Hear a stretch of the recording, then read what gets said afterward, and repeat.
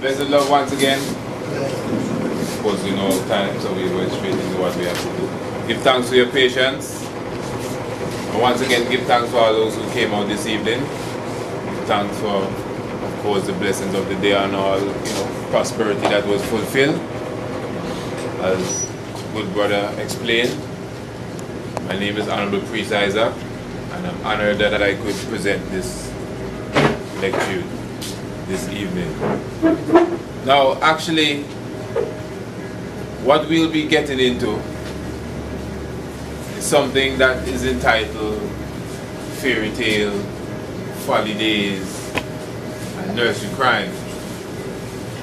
Now, I know many may have come this evening to actually find out why is it that Winnie the Pooh doesn't wear pants and has on a shirt. But in reality, it's a lot deeper than that. It goes way beyond that. Actually, where we're going to begin this evening now, we're going to find ourselves in the mystics of an ancient African manuscript referred to as the Kabbalah. Now, just like how it is spelled, Kabbalah, an ancient African manuscript which was said to be from the ancient kingdom of the Nubians. Now, what this Kabbalah was about had to do with the connection between the physical and the spiritual being. The connection between what is referred to as the terrestrial level and the celestial level. When you speak of terrestrial, you're speaking of anything earthly. That is why the name for earth is Tira. And then when you speak of celestial, we're talking of the cosmics. So this manuscript now, listen to it good. The Kabbalah, spelled with a K, specifically had to do with the connection of the physical and the spiritual. It would have been considered a spiritual book. It had to do with chants and the singing of hymns and choruses, not necessarily like what you have today, but because hymns go from way ancient humming. That's the sound that the pyramid makes, the humming, the hum. That's why you hear the honeybees make the hum sound.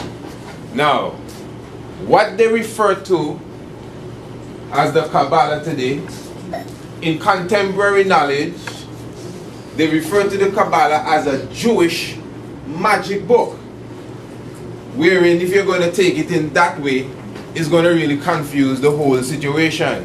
First of all, it's not Jewish, and it's not a magic, it's hardly a book.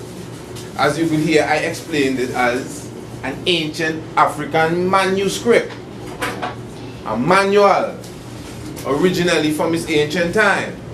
Now, it was a coded manuscript. This ancient Kabbalah dealt with what is known as secret science. Now remember, the whole concept of the secret science is nothing new. What we refer to as esoteric messages. Now for those who are here in our previous lecture, remember we spoke of the connection with the River Nile and the Milky Way. We will not really break it down this time around, but I'm sure that you can recall we spoke of the path that the River Nile literally takes on the planet, and we showed you the perfect connection, the mirror-like version that the Milky Way takes, the Milky Way that flows across the sky, that appears to be a river of milk. The path that it has is the same path as the River Nile. So this is why when the Bible speaks of this land flowing with milk and honey, now there's no rivers on earth. That is a river that is perfectly aligned with the river that flows like milk, the Milky Way. That's why they call it that, because it looks like milk. Now that is secret science, right out of the hand of the Creator. That's what you call esoteric messages. Esoteric literally means secret science. Good. Now you see all of what we're saying here, how we began and everything. It's really a foundation for everything that we're looking to get into. Because you see, until you really comprehend this part of it, you will not really get the fullness of when we start to evolve and elevate the building or the structure. Because of course, you know, we're coming with facts and truths. You can't be burying the lie buried. This is where all the lies are buried now. But now we're coming now to unravel the truth. So now listen to this meditation. When you read in the scriptures about this, the building of Solomon, Solomon's temple, the temple for Solomon himself, and yes, the temple for the ark. Solomon is known as an ancient grandmaster. 360 degrees to a higher level, even 720. We will get into that as we, you know, proceed. But now, when we speak about the building of the pyramids, the ancient pyramids of Giza, all of these structures which are built in a way to align with the atmosphere and align with the heavens, all of them were built under the whole aspect of secret science. Okay, now listen to me. We're going into some history, and this history is going to lead us exactly where we're going to find ourselves. Because in the 13th century now, there was an individual, a French nobleman by the name of Isaac the Blind. That's his name, Isaac the Blind. He was not blind as such. The blind was actually a title. It did not mean that the individual could not see. This is a coded thing, and that is something we'll also get into. Now what Isaac the Blind did, he actually got a copy of what is known as the Kabbalah, this ancient Kemetic Ethiopian manuscript that dealt with the cosmic connection and the esoteric secrets that I've been telling you about, deep mathematical symbols and all of these different things. This is what the Kabbalah dealt with. It was a very small and flat manuscript, but yet still, remember, it was coded, so it did not need to be very big. It appeared light, but it was extremely heavy. So what Isaac the Blind did now, he actually translated the Kabbalah into his language. As I said, he was a French nobleman. Now there were 9 monks that retrieved his translation from him, and these 9 monks took that Kabbalah that was translated by Isaac the Blind, and they studied the rituals within the Kabbalah. Remember, this Kabbalah is going back thousands of years BC. And now in the modern time, because this is relatively modern time, in the 1200s, 1300s, this is where we are, AD, follow our history timeline. So these 9 monks now, after getting the book, the Kabbalah from Isaac the Deaf, no, Isaac the Blind, stay with me, look at you. Actually now, they studied the rituals within the book, if you refer to it as that, and grandmasters of the rituals. Because as I said now, it's science, enchantments, codes, symbols, all of these were inside of this ancient Kabbalistic book. Okay.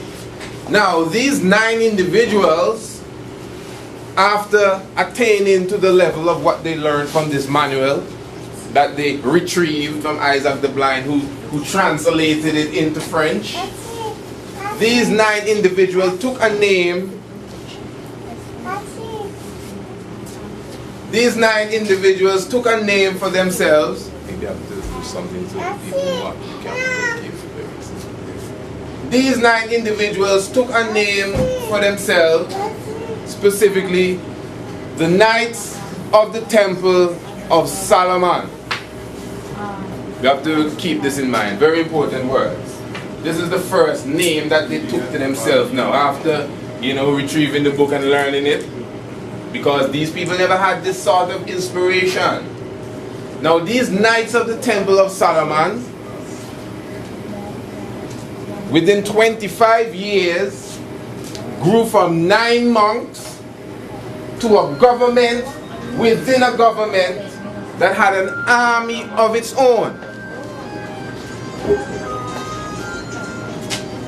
Now actually, that's really something that I should have said myself. I usually do that, but I somehow I didn't get to do it this time. I usually ask individuals not really to take off your phone, but if you could turn it down so we, you know, won't be interrupted by, you know, the regular singing and the sheet royal and all these different things that will trouble. Now, as I said, we keep it on track. We are Eyes of the Blind and the Nine Monks and the Knights of the Templars of Solomon. Now these Knights of the Templars of Solomon, as I said, within a quarter of a century, they became a force to be reckoned with. And the name now from Knights of the Templars of Solomon became the Knights Templars. Now, these Knights Templars now, specifically in the year 1308, we're keeping our dates now, Pope Clement V, obviously the Pope of Rome, and Philip IV of France invited an individual by the name of Jacques de Molay. Jacques de Molay was actually the head of the Knights Templars at the time. They invited him and his high, you know, ranking officers to a banquet. 1308. Now actually, he took the invitation, but it was really a trap. Because Jacques de Molay now, actually spelled J-A-C-Q-U-E-S, and D-E and Molay, M-O-L-A-Y, Jacques de Molay, the head of the Knights of the Templars. He specifically now, and his officers, high-ranking officers, they were actually arrested by Pope Clement V and Philip IV of France. This is 1308 we are now. Because as I said, this was a government within a government, which was really, you know, like a force going against the Roman archy at the time. So what happened now as time progressed, specifically, the Knights of the Templars became outlawed. Actually, on the first day of May, 1312, 1st of May, that's where they get the May Day aspect from. The Knights of the Templars became outlawed. And in 1314, on the 18th day of March, Jacques de Molay and his high-ranking officers were burnt at the stake. So we can see what's going on here. Good. Now I'm sure, as you see, the storyline we're following, you know. If you're just stepping now, no offense to anybody that's stepping in, he just happens to step in when I said so. If you're stepping in now, you may miss that first part of it, wherein that foundation aspect is very important. Because why was it that the Pope of Rome had to be fighting an organization that was just 25 years old, or, you know, thereabouts, nothing more than 50 years old? Suffer the little ones, you know, give thanks for all the children in the house. So now, when we look at this situation, the Knights of the Templars actually became refugees, outcasts, and they actually ran, but they got refuge. Some of them went to what is referred to as the island of Malta, where you get the Knights of Malta, if you've ever heard that term, while others, the majority of them, actually took refuge in Scotland. And they took refuge under an individual by the name of Robert the Bruce, who was the King of Scotland at the time. So you see, we use many different names. These names are very important to remember, because we're going to address them and revisit them as we continue. Very important. So Robert the Bruce now, King of Scotland, took it upon himself to go against the ruling power of that day, which was the Pope of Rome, and he, yes, took in the Knights of the Templars, who were running for their very lives. Yet still they were a strong army. That's why they could hold out for some 5-6 years. From the time Jacques de Molay was arrested, it took some 5-6 years before they killed Jacques de Molay. and they actually burned him to the stake as like a desperate move, because the Knights of the Templars were that sort of organization. They had that power that they could be fighting against the Roman Church of that day. It wasn't no Boy Scout business, you know. It was a serious war. So now, comprehending all of this, something specific happened. When the Knights of the Templars now went to Scotland, again they changed their name. And this is very important. These people are known for changing their names over and over. Very, very important. They changed the name to what is now, they refer to at the time, the Free and Accepted Society of Masons. Free and Accepted Society of Masons. Then it eventually became the Free and Accepted Masons, Freemasons, Masons, large fellows. Now, outside of all of this came from the Skull and Bones to the Illuminates to the Rosicrucian, which is very popular. Many different organizations that go under the heading of the umbrella of the ancient Freemasonry. From the Knights of the Garters and all of these organizations, when you do your research on them, you'll see. Now, the main point here now is that these organizations, and specifically starting from the root, the Knights of the Templars, was not just a club. It's not just a society as such. It was a secret society. This is actually the main point. It is an organization that dealt with secret messages. Nothing is up front. Everything is underneath, subliminal.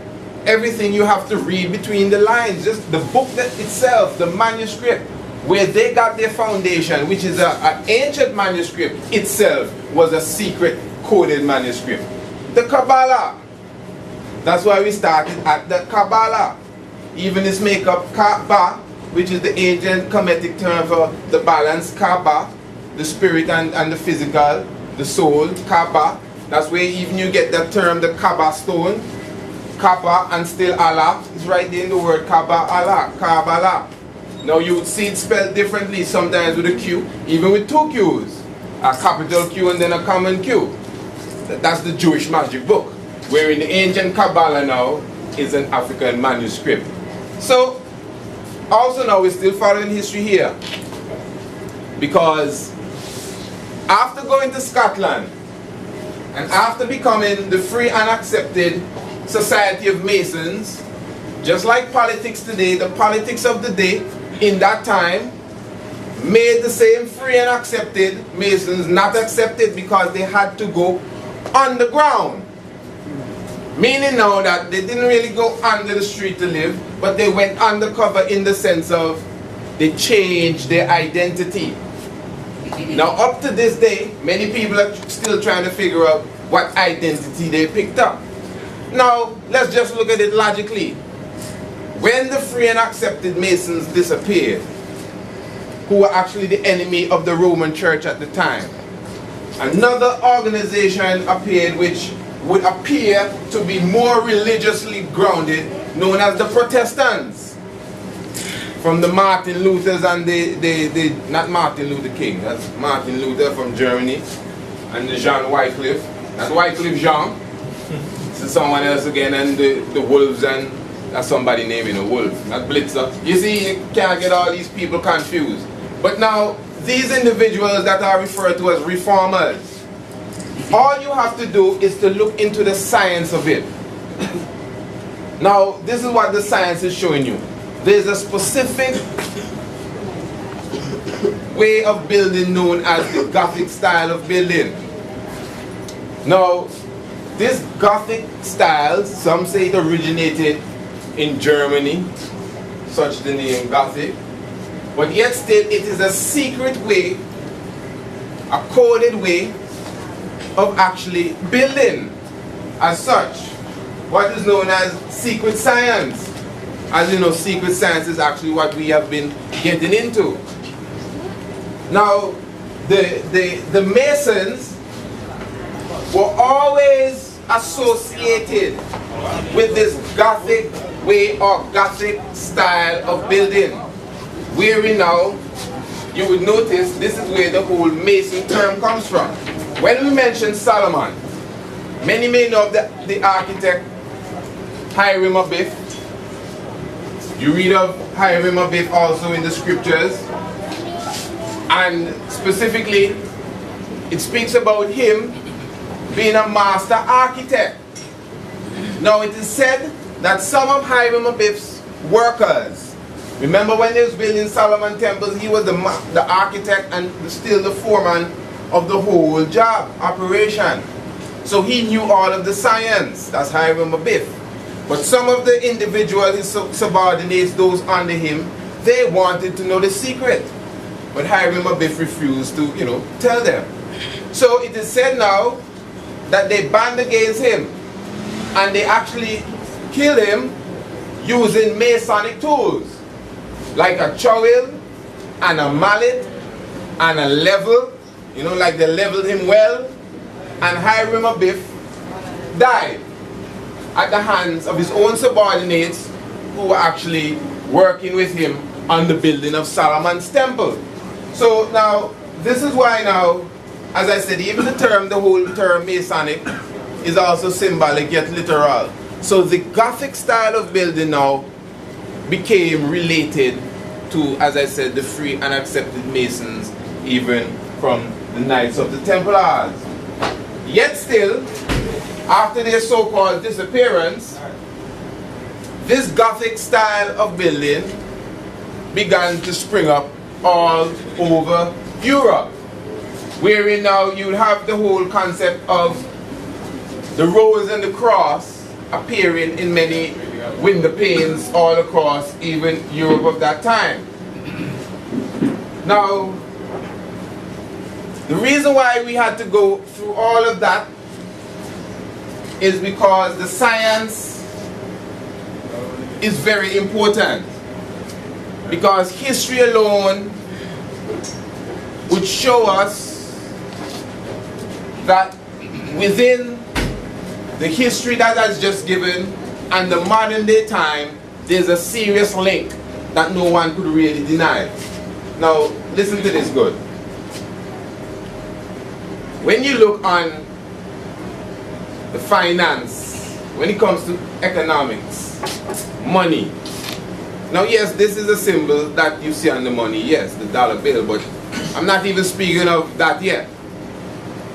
There's a specific name that you could see on a lot of the British currencies, like the Eastern Caribbean dollar. In fine print, you see a name, De La Rue. Now, this De La Rue is actually a family name, like a dynasty. And De La Rue, De Lawrence, you could actually trace them back as far as the Society of the Odd Fellows. That's the name of a clicking. The Society of the Odd Fellows. Odd Fellows, you hear it. Now, also as far as the Society of Friends, you could trace back names like the Barclays. As far back as the Knights Templars itself, you could trace back the Rockefellers and the Rothschilds. I even saw a book in here speaking about that just this evening. Now, I mean, when you look into these names from that time, these names are still well and alive today in a lot of the different businesses, enterprises, but even more importantly than that, stamped right on the economics of the world. De La Rue in fine print.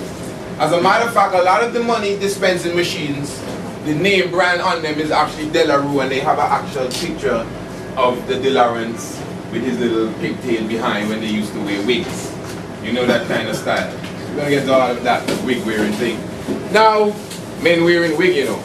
High justice officials, who's supposed to judge people and tell you who's going to jail or not, sitting up there with wigs on their head, with pigtails and bows. And tell you, they're representing the queen. But yes, now, when you look into all of these, as I said, a lot of these names from De Beers, the same roads, a lot of these names that are embedded in our society today, you can find them going back to the organizations that we were just speaking of. Very, very important. These secret societies. Alright, good. Now, we know for sure that this emblem here, which is said to be the presidential seal, that's what they call it, the presidential seal. But it's not a seal, it's an eagle. You know what a seal is, isn't it? Like a sea lion? A seal, okay, good. Now, actually now, this presidential eagle or seal, as I said, is also seen on the dollar bill. Now, within the whole scope of this, being one of the emblems of the founding fathers, as many I'm sure would already know, there are a lot of codes within that, specifically even with the number 13 alone. Because we know that we've been always taught that this 13 is such an unlucky thing. Wherein now, of course, we know Christ and his 12 disciples are even 13, which corresponds now, yes, 12 zodiac signs in contemporary knowledge, but there are actually 13 zodiac signs. This is not your horrible scope now. This is the true zodiac movements of the sun and the heavens. You know, we're actually going to be giving a lecture this Sunday, specifically at 5 in the afternoon at Maria's by the Sea. And that lecture will be entitled Ecliptic, the Heavens Declare the Glory of God, where we'll be going through now the whole aspect of the God's message in the heavens, the movements of the sun and the stars and the planets, showing you biblically, yet still astronomically, not astrologically, astronomically, that the movements of the heavens, which is the oldest writings, if you could read and comprehend it, shows you all that you need to know from the coming messiahs to anything else you need to comprehend. So we'll be doing that lecture and we'll speak about that even as we comprehend or as we move. But as we deal with the heavens, even the moon in its cycle is 13 times per year. That's why the year really has 13 months. From the ancient time, even down to Jacob and his 12 sons is 13. And even within the 12 sons and the 12 disciples, apostles, you still have the woman present, which still always bring it to 13 again. This number which is so unlucky. You know, you got to keep away from this number. It's not right, Friday the 13th and all of these things. Now, within the presidential seal itself, the eagle, you'll notice that in the left talon of the eagle still, the arrows that the eagle carry is the number 13. Wherein the talon is his claw. And in the right talon or the right claw, the olive branch actually has 13 leaves and 13 berries. Olive berries. And even down to the stripes on the chest of the eagle, you will notice that there are also 13 stripes. When you follow the mystic as well, even above the eagle's head, the constellation of stars,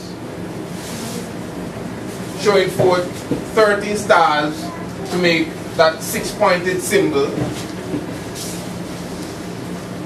which is a symbol of 2 pyramids, inverted and exverted. Some refer to it as many different things. 13 again. Now, as I said, within that whole aspect, even down to the tail feathers that you see 9 there now, originally it was 13. Now, all of these things are symbolic, you know, nothing really happens just for fun. But now, within the whole mystic, and also even the beak, the eagle had a scroll in his mouth, 13 letters, just like Annuit Corpus, 13 again, which really means our enterprise is a success. But now, obviously, you would know for sure that this emblem now, which was originally the rear part or the back side of the seal, this emblem now is an ancient Kemetic pyramid. This is a copycat version of the ancient Pyramid of Giza, which is an ancient scientific monument, like what people like to refer to as a Bible in stone. It's a coded message of the whole creation and cosmic in stone. That's the pyramid. We could do a lecture on the pyramid by itself.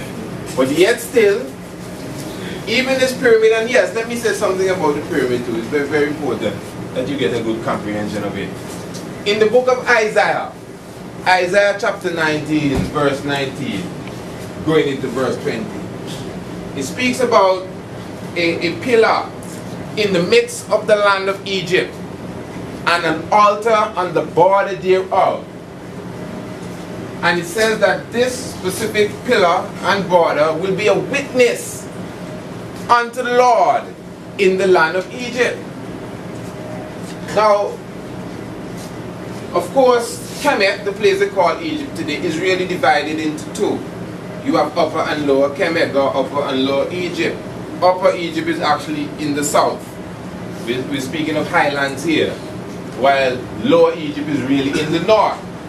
Now, actually, what is taking place is that the Great Pyramid of Giza specifically rests on the borderline of Upper and Lower Kemet, or Upper and Lower Egypt. And yet still at the same time it's in the middle of the whole land of Egypt. So mysteriously this pyramid is in the midst of the land of Egypt, yet still on the border. So when Isaiah chapter 19 verse 19 says, now in the last day there shall be a pillar in the midst of the land of Egypt and an altar on the border thereof, is the same structure. Because it says, shall be a witness unto the Lord. We're in the pyramid now, not this fake one here. The real pyramid is a witness unto the Lord. Because now, in the Hebrew numerology, the value, the value in numbers, as far as the height of the pyramid, is 5,449 cubic inches. I just had my tongue going there for a time. I'm going to get it. And at the same time now, when you look at the scripture of Isaiah chapter 19, verse 19, going into verse 20, it shows you now that the value of that scripture, not in English, very important, not in English, in Hebrew, the value, we're speaking of numerology now, the value of that scripture in Hebrew is 5,449 on the planet. And we showed you the perfect connection, the mirror-like version that the Milky Way takes, the Milky Way that flows across the sky, that appears to be a river of milk. The path that it has is the same path as the river Nile. So this is why when the Bible speaks of this land flowing with milk and honey, now there's no rivers on earth. That is a river that is perfectly aligned with the river that flows like milk. The Milky Way, that's why they call it that, because it looks like milk. Now that is secret science, right out of the hand of the Creator. That's what you call esoteric messages. Esoteric literally means secret science. Good. Now you see all of what we're saying here, how we began and everything. It's really a foundation for everything that we're looking to get into. Because you see, until you really comprehend this part of it, you will not really get the fullness of when we start.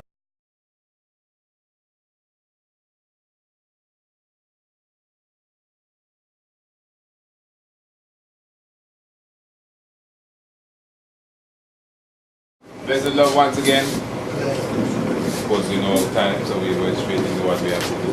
Give thanks for your patience. And once again, give thanks for all those who came out this evening. Thanks for, of course, the blessings of the day and all, prosperity that was fulfilled. As good brother explained, my name is Honorable Priest Isaac, and I'm honored that I could present this lecture this evening. Now, actually, what we'll be getting into is something that is entitled Fairy Tale, Folly, Daze, and Nursery Crime. Now, I know many may have come this evening to actually find out why is it that Winnie the Pooh doesn't wear pants and has on a shirt. But in reality, it's a lot deeper than that. It goes way beyond that. Actually, where we're going to begin this evening now, we're going to find ourselves in the mystics of an ancient African manuscript referred to as the Kabbalah. Now, just like how it is spelled, Kabbalah, an ancient African manuscript which was said to be from the ancient kingdom of the Nubians. Now, what this Kabbalah was about had to do with the connection between the physical and the spiritual being. The connection between what is referred to as magic book, wherein if you're going to take it in that way, it's going to really confuse the whole situation. First of all, it's not Jewish and it's not a magic, it's hardly a book. As you could hear, I explained it as an ancient African manuscript, a manual originally from its ancient time. Now, it was a coded manuscript. This ancient Kabbalah dealt with what is known as secret science. Now remember, the whole concept of the secret science is nothing new. What we refer to as esoteric messages. Now for those who are here in our previous lecture, remember we spoke of the connection with the River Nile and the Milky Way. We will not really break it down this time around, but I'm sure that you can recall we spoke of the path that the River Nile literally takes on the terrestrial level and the celestial level. When you speak of terrestrial, you're speaking of anything earthly. That is why the name for earth is Terra. And then when you speak of celestial, we're talking of the cosmics. So this manuscript now, listen to it good.